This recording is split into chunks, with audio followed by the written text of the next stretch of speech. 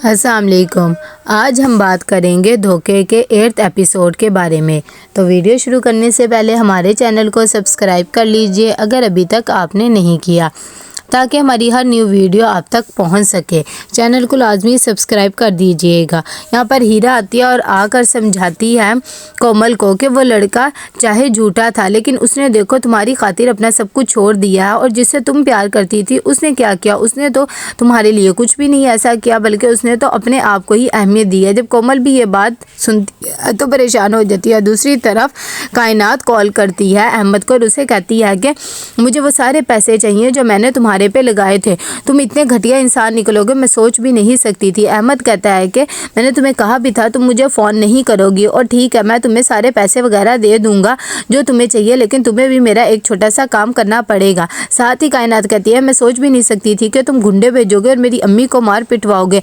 मेरे लिए मेरी माँ से बढ़कर कुछ भी नहीं है, और अब मैं किसी भी चीज़ का कोई भी नहीं सोचूंगी। अहमद कहता है कि पहले तुम मेरी बीवी के घर वालों को फ़ोन करो और उन्हें कहो कि ऐसा कुछ भी नहीं था, फिर मैं तुम्हें पैसे दे दूंगा। यहाँ पर हादी आता है कोमल के पास और आकर उसे समझाता है और कहता है कि तुम्हें ऐसा फैसला नहीं लेना चाहिए, ये तुम्हारी ज़िंदगी है। कोमल कहती है कि तुम कौन होते हो, वैसे भी मुझे दुख होगा तो समझो तुम्हें दुख होगा, और मैं अब अपने आप को बर्बाद करके रख दूंगी क्योंकि तुमने तो मेरा साथ दिया नहीं, तो अब किस मुंह से मेरे सामने आ गए हो। हादी उसे बहुत ज़्यादा समझाता है, लेकिन कोमल बिल्कुल भी नहीं समझती। इतनी देर में जैसे ही वो अंदर आती है तो देखती है कि अहमद भी वहाँ पर आया होता है। वो उससे कहता है कि कायनात एक झूठी लड़की है, वो पैसों के लिए सब कुछ किया, और साथ ही उसे वो छोटा सा क्लिप रिकॉर्डिंग का दिखा देता है और कहता है कि ये देख लो, ये सिर्फ पैसों की वजह से कर रही थी, मैं फिर भी तुमसे माफ़ी मांगना चाहता हूँ।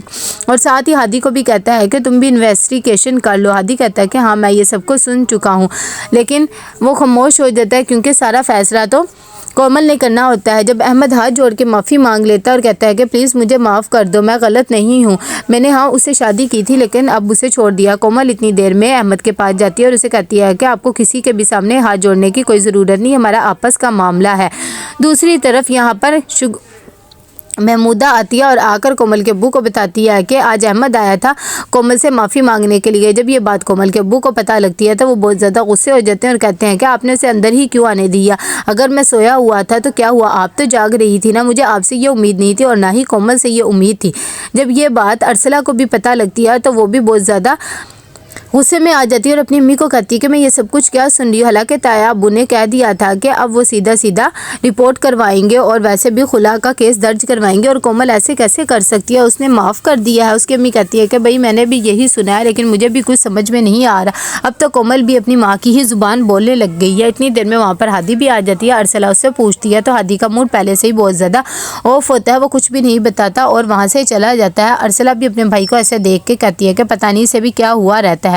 यहाँ पर हीरा भी खड़ी हुई अपनी माँ से बात कर रही होती है कि इतनी देर में नबील आ जाता है और कहता है कि सब ठीक तो है ना। हीरा कहती है कि हाँ अम्मी बुला रही हैं घर पे क्योंकि कुछ फैसला वगैरह करना है। वैसे भी कोमल ने सोच लिया है कि वो अहमद को माफ़ करेगी और उसके साथ चली जाएगी, और प्लीज़ अब आप भी जाके कुछ ऐसा वैसा ना कहना। नबील कहता है कि मैं तो वही बात करूँगा जो हक लगती होगी, मुझे तो कोई ऐसी बात नहीं नज़र आती कि उसे माफ़ करना चाहिए, और वैसे भी तुम लोग उसके पैसे देकर गिर सकते हो, लेकिन मुझे ये सब कुछ बिल्कुल भी अच्छा नहीं लग रहा और मैं तो कोमल को भी समझाऊंगा ही। यहाँ पर जब सब इकट्ठे हो जाते हैं तभी महमूदा कोमल को लेकर आती है और उसके अब्बू को कहती है कि ये आ गई आपके सामने, अब आपने जो बात करनी है कर ले।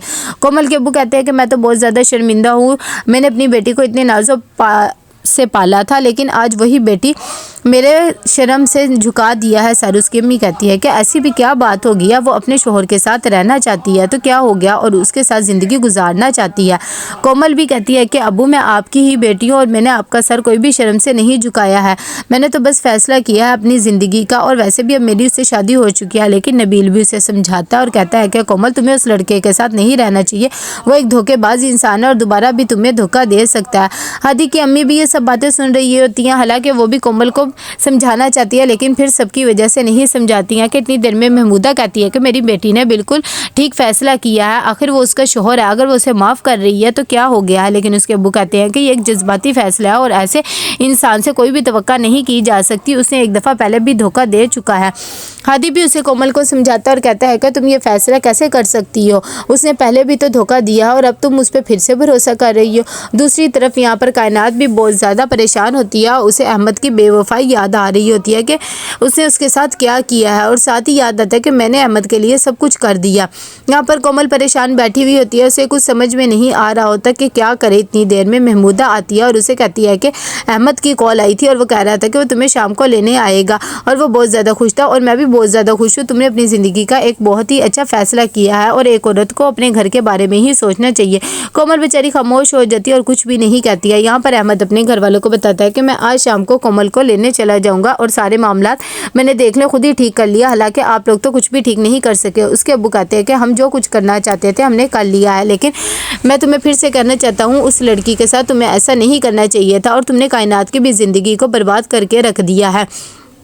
हम तो भाई तुम्हारे माँ बाप है, जो कर सकते थे कर लिया। अहमद कहता है कि मैंने अपनी ज़िंदगी का फैसले खुद कर सकता हूँ और मैंने कोमल को ये सब सच्चाई बताई है तो कुछ सोच के ही बताई होगी, और वैसे भी मुझे आप लोग की एडवाइस की ज़रूरत नहीं। उसकी अम्मी कहती है कि अच्छा ठीक है, अब जो होना तो हो गया और प्लीज़ अब ये बातें भी कोमल के सामने करने की ज़रूरत नहीं है।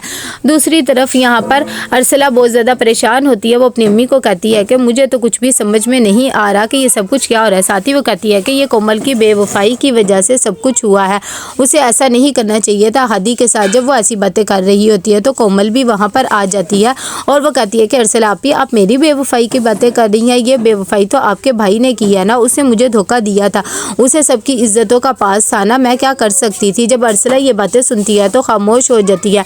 इतनी देर में वहाँ पर हादी भी आ जाता है। जब उसकी बातें सुनता है तो वो कहता है कि अब तुम क्या करोगी और मुझे क्या साबित करना चाहती हो। कोमल कहती है कि अब मैं सब कुछ बर्बाद करके रख दूंगी और मुझे भी किसी की फिक्र नहीं रहेगी, और हादी ये सब बातें सुनकर खामोश हो जाता है। उसकी अम्मी को वो उसका सेट भी वापस कर देती है। उसकी अम्मी कहती है कि ये तो हमने तुम्हें बहुत ज़्यादा प्यार से लिया था। तो कोमल कहती है कि अब मुझे इन सब चीज़ों की ज़रूरत नहीं है। तो कैसा लगा आपको एपिसोड, लाइक कमेंट शेयर करके लाजमी बताइएगा। अल्लाह हाफिज़।